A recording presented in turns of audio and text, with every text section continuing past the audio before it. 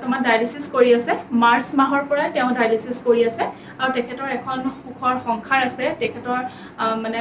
wife আৰু লগতে মানে মোৰ বা হয় মোৰ বৰ্তা ছোৱালী বা আৰু ভিনদেউ আৰু তেখেতৰ এটা কণমানি আছে কণমানিটো আমাৰ আলফুলৰ সমবয়সীয়া মানে মোৰ ভাগিন তাৰ আগষ্টৰ 4 তাৰিখে আৰু আলফুলৰ আগষ্টৰ 30 তাৰিখে চ' দুটাই এতিয়া এবছৰ হৈ গৈছেহে মাত্ৰ আৰু তেনেকুৱা সময়তে যেতিয়া সি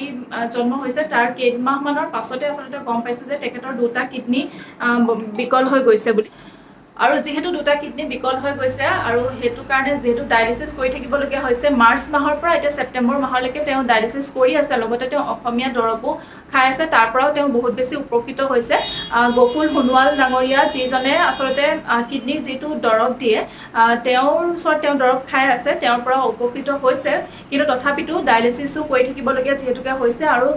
তাৰ কাৰণে বহুত বেছি টকাৰ প্ৰয়োজন হৈছিল যেহেতু